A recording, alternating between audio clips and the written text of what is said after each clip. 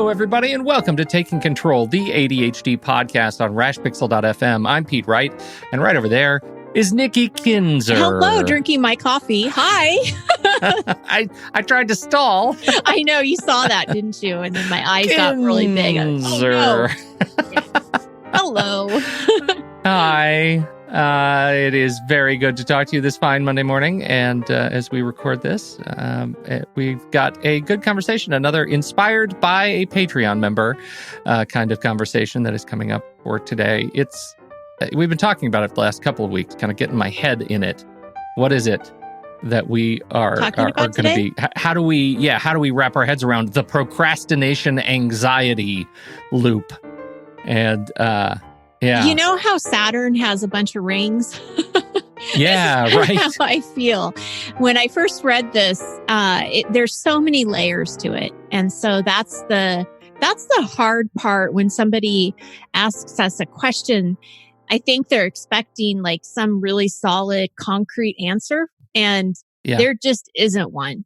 And so, often. Yeah. In this field in particular. Right. So we're going to talk all about that, the procrastination-anxiety loop, in just a moment. But before we do that, head over to takecontroladhd.com and get to know us a little bit better. You can listen to the show right there on the website or subscribe to the mailing list, and we'll send you an email each time a new episode is released each week. You can connect with us on Twitter or Facebook at Take Control ADHD. And, if this show has ever touched you, if you've ever made any changes to your life as a result of something you have learned here on the ADHD podcast, or through Nikki and her writing on the blog, or through one of the many worksheets that she has offered over the years as a tool to help you with your ADHD, we encourage you to consider visiting patreon.com/the ADHD podcast and supporting us there.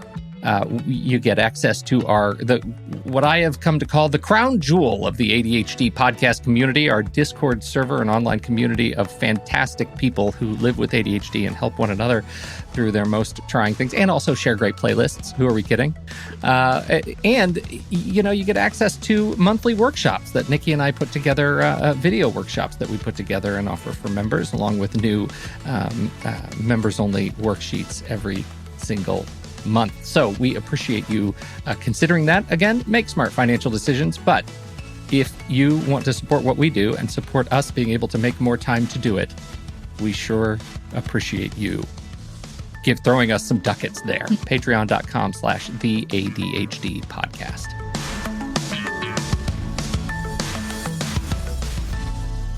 Inspired by a Patreon member, I have an email post to read. Yes. Nikki Kinzer.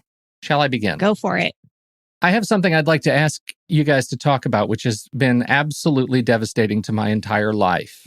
It is a never-ending loop created by procrastination, anxiety, and then perpetuated by hyperfocus.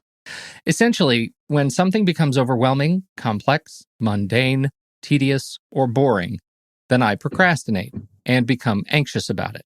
I naturally do not like being uncomfortable in this way, so my brain automatically switched to something more interesting and hyper-focuses on it until, usually 2 weeks or so, that task or project also becomes tedious, mundane, boring, or overwhelming. Then comes procrastination, anxiety, then hyper-focus on something else, and so goes the merry-go-round.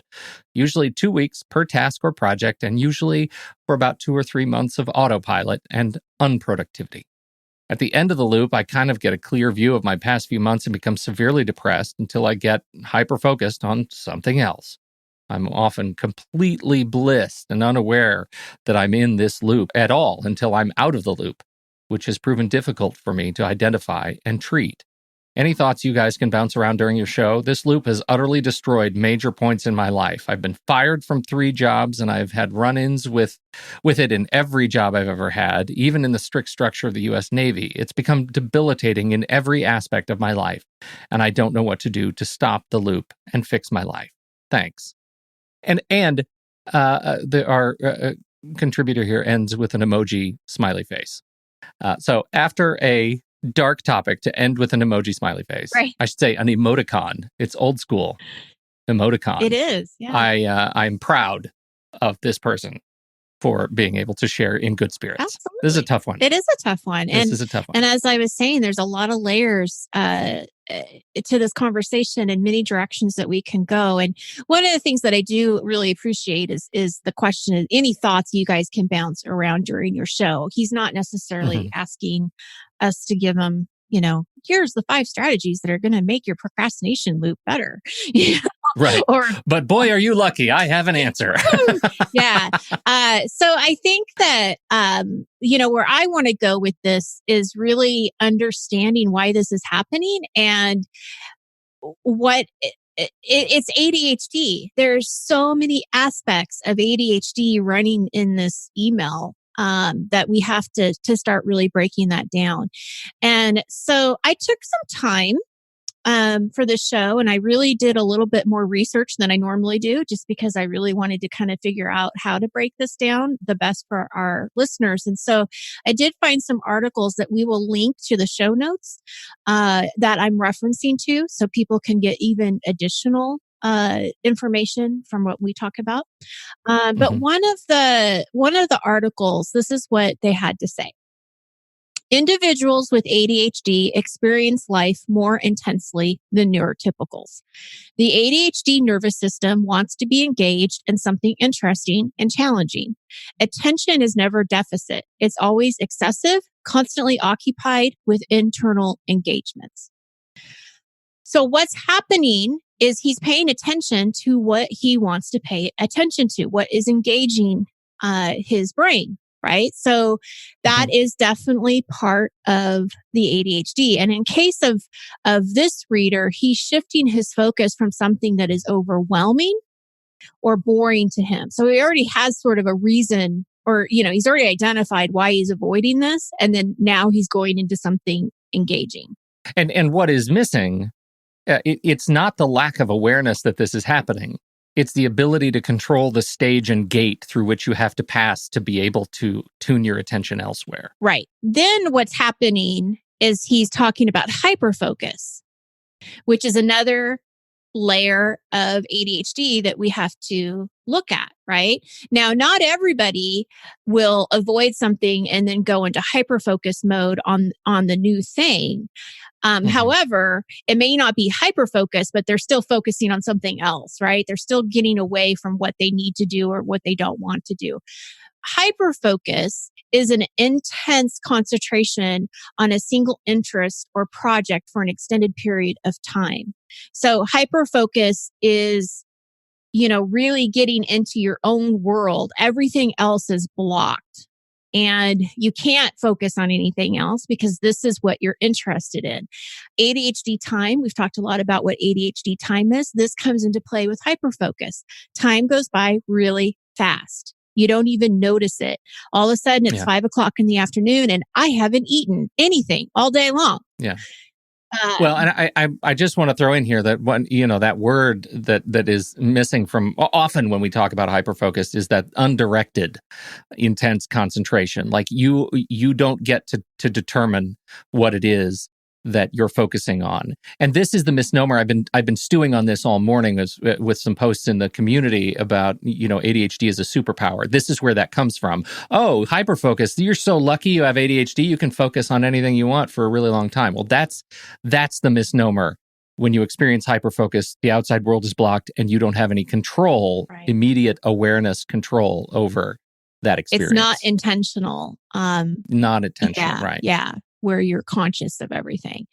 So I want to talk a little bit about what causes hyperfocus so people can understand that layer of it. Hyperfocus is thought to be a result from low levels of dopamine.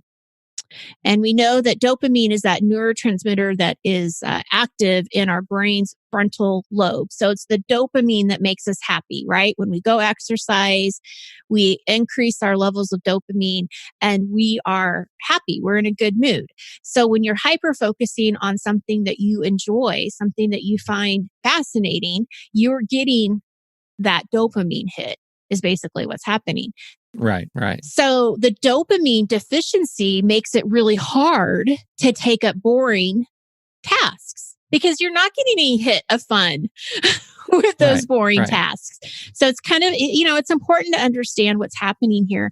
And the brains of people with ADHD are going to be drawn to activities that give you instant feedback.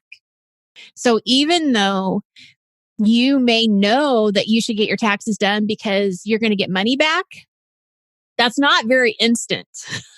Right? Yeah. You're not going to get the money today. So there isn't really a huge drive to go and do that because it's not instant. It's something that's going to have to be, you're going to have to be patient and wait.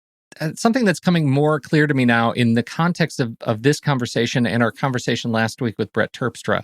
One of the things that he said that makes a great day for him, and I can't remember if this was in the show or in the after show, he said, any day I ship something is a great day. Mm-hmm. Well, here's how that plays in for me. I feel like this is why I am a podcaster, because writing for the web and producing podcasts and coding, these are all things that give me that bit of dopamine satisfaction every day.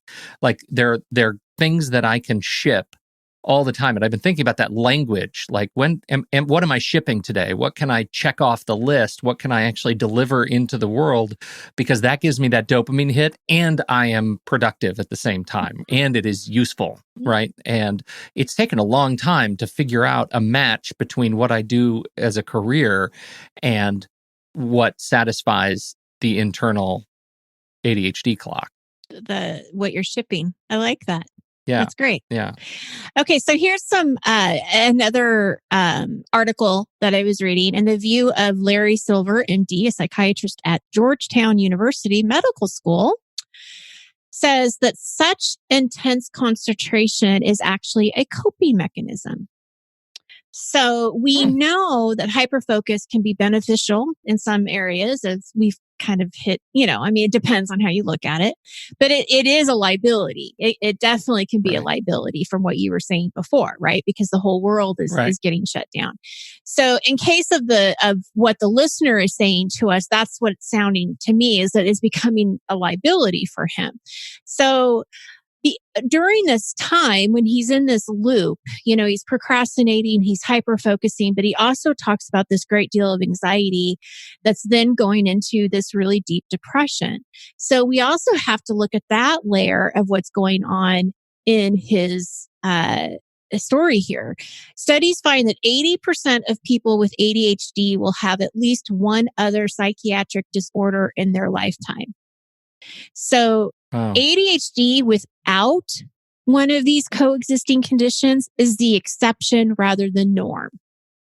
So if you have ADHD and you don't experience depression or anxiety, you are an exception. Here's an interesting thing, and I don't have an answer to this. I wonder if you've ever heard.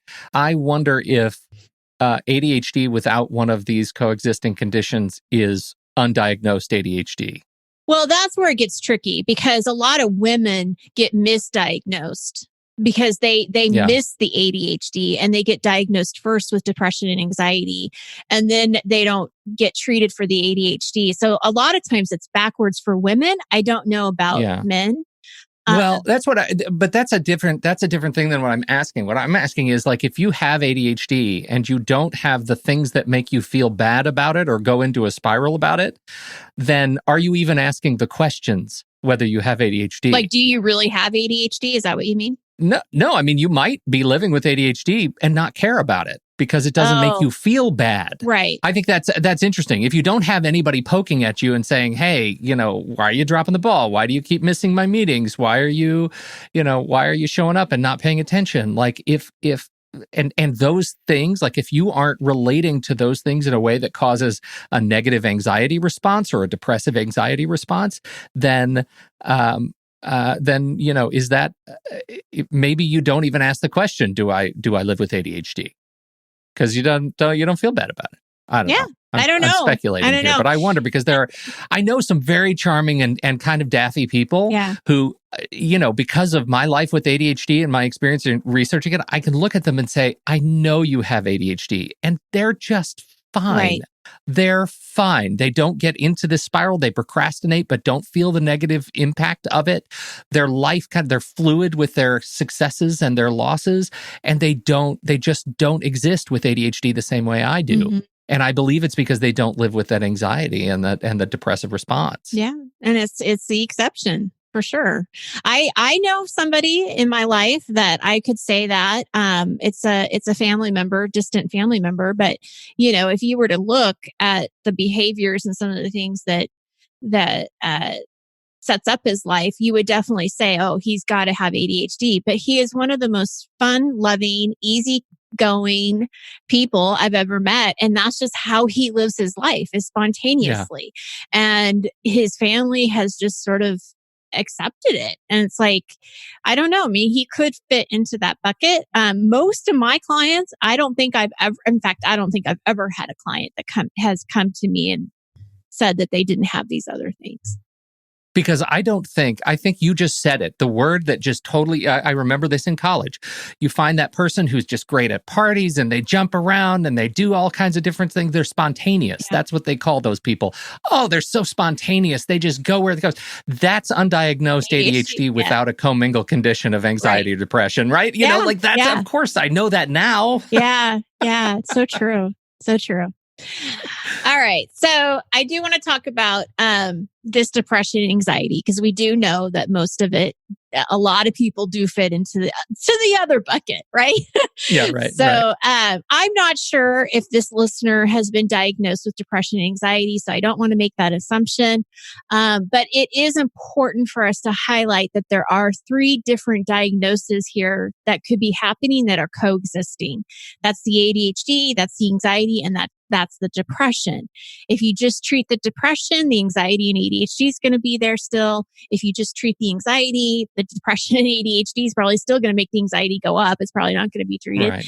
And, the ADHD has to be treated in itself too. So if you have not been diagnosed with these coexisting conditions, but you feel like you are suffering from anxiety and depression, I please go see your doctor and get evaluated and get the right diagnosis so you can get the right treatment. They all affect each other. They're all intertwined, right? So when someone struggles with 2 or more conditions, the symptoms of each disorder are going to be more intense. So that's why it's really important that we ask for help and get that support. Don't just think, oh, I'm depressed. Get help. If you really feel like you're in this like hole that's just stuck and dark. Right. Okay. Another part that I do want to talk about that was in this article, but also something that the listener mentions. So in the article, it says individuals with ADHD have little self-awareness. While they can often read other people well, it's hard for the average person with ADHD to know from moment to moment how they themselves are doing, which explains why the listener doesn't notice this is happening until after it's already happened. The spiral has already come and gone, and now he's sitting back and saying, oh, that's what I did. So this is interesting to me because there's self-awareness in some parts, right? I mean, we know that we're procrastinating on something. We understand that we want to do something more fun. But at the same time, when we're getting into the spiral, we're really not aware of it until after it happens. And so it's just something I don't have an answer for, but I just think it's important for people to understand that self-awareness is lacking with ADHD. So it's not your fault for not necessarily picking up on it sooner. That's interesting. And I've been thinking about that with regard to, where the workshops we're working at coming up, that there is this experience of, and I know, I don't mean to counter the research, but the experience of anxiety and depression that comes for me does not happen when I'm not aware, when I don't have the self-awareness that I'm doing something that's in a procrastinating state. It is when I am aware and yet feel completely helpless to change gears. Yeah. That's the part that's problematic for me. That's where ADHD becomes the curse, because I know I'm doing something that's not good for my own self-interest. I know I have other things that are more important that I should be doing. I don't know how to stop doing what I'm doing right now until I'm finished with it in order to change gears without completely breaking me. Like the chain comes off the gears and I don't know how to move forward anymore. Right. I have to keep going in order to clear my head from this. And I think that's partially, I mean, that's part of an OCD response that I think I live with as a part of this too, that there is, but I'm undiagnosed there. So I don't know what that would look like. Well, but this self-awareness, this piece that I brought up, it's not in any particular order, right? Like, so I think what you're saying completely makes sense. And I just want to be clear that it's not like the self-awareness piece has to be in some order, for us. No, of course. I just mean, like, where does the pain come in when I think about self-awareness? Right. And the pain comes in when I am self-aware and can't control my choices as it relates to my ADHD. And because when I'm not self-aware, I am in bliss. Yeah. Right? I'm spontaneous. Well, yeah. And it doesn't matter. Exactly. You don't, exactly. Yeah. So something that going back into the awareness piece, right? Because we know the research says, if we're not aware of what we're doing, then we can't do anything different. And so it is important that we connect the dots and figure out, okay, what's going on, what's happening, and what do I want different? What do I want the story to look like that's different than the story that I have now? And, awareness and intention are, some of my favorite words, right? Because it really does start to make you kind of look at this and break it down. And that's, I guess, where I get to the part of what do you do next? And I think it is looking at the situation and really taking each layer one by one. You can't just change it all. It's not all of a sudden just going to be different. So, maybe you start at the very beginning. What is the project that you're avoiding?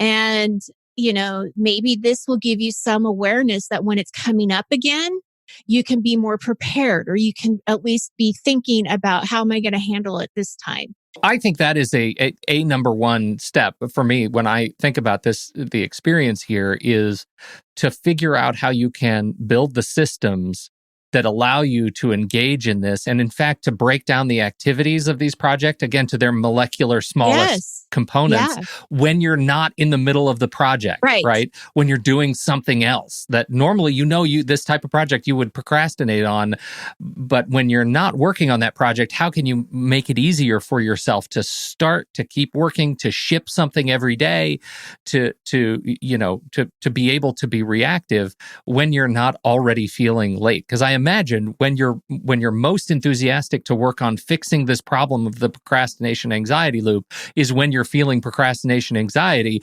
and that's not the best time to start being prescriptive about, that's when you have to actually get to work. Right. And so, I think of being kind of an investigator of sorts, before it happens, what's happening here? What are the kind of projects that give you this kind of response, and what are you doing instead? I think that we need to look at the hyperfocus stuff as well. Like what is pulling your attention? And so when we look at like strategies and we look at like, if you were going to break this down into really small pieces, okay, what are some strategies to avoid procrastination? What are some things that you need to do to make sure that you don't get into hyperfocus, or some tools that could help you? But again, you have to kind of treat each thing individually and kind of see how it works and how it's connected. And the depression and anxiety has to be treated. Now, the anxiety piece isn't necessarily, because I live with anxiety, Pete, you live with anxiety. It's something that we deal with every day. But that deep, deep depression is going to keep you stuck and is not going to give you any kind of motivation to move forward. You can't. You just physically can't. So I definitely want people to look at that and say, okay, that needs to be looked at. I can't just not pay attention to that anymore. I think that once you start to identify these scenarios and you start really understanding, okay, this is ADHD. This is how ADHD is affecting me. This is how the coexisting conditions are affecting me. These are some things I can do to try anyway, right? To practice. Then you can start to slowly break the cycle by working on these different strategies and start working on the things that you're avoiding. However, I do ask that you ask for support, be open, be curious, about what may work for you. Don't put any judgment on it if it doesn't, and just keep practicing it. And I really think the bottom line here too is the work. All of this is work. None of it is easy. None of it is comfortable. But if you can believe that it can be different for you, then you've already taken that first step. Because you have to believe that there's a different story. That's it. Thank you so much for downloading and listening to this podcast. Thanks for your time and your attention. On behalf of Nikki Kinzer, I'm Pete Wright. We'll see you next week right here on Taking Control, the ADHD podcast.